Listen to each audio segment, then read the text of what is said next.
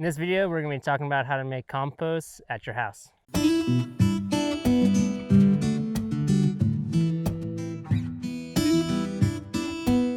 we're making compost at our house, it's a lot like making a lasagna. We're going to be layering our different materials, which will give us the best outcome. Right now, or here in front of us, we have 3 categories of materials. We have our dry ingredients, which are ground up pieces of wood, some dry sticks, and dried plants. These are high in carbon. And then we have our manure. In this case, it's mule manure, but you could use goat, cow, whatever type of manure you like or have access to.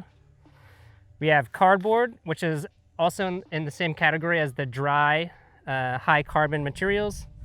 And then we have some fresh plant material, which is high in nitrogen. And when we layer all these, we'll create a great compost. For dry materials, it's good to look around beneath trees for dried leaves, broken up sticks. You can also look in the field. This is recycled asparagus that we've collected.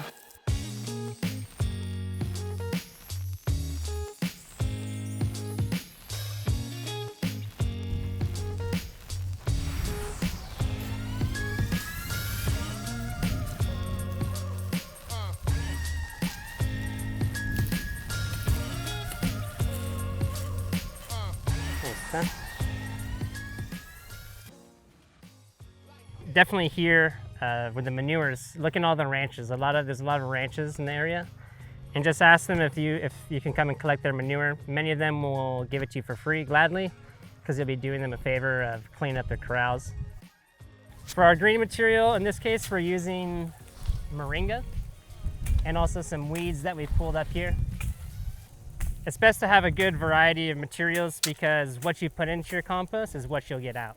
So the more diversity of nutrients, for example, this weed has different nutrients than this moringa, it means your compost will have a more diverse nutrient profile.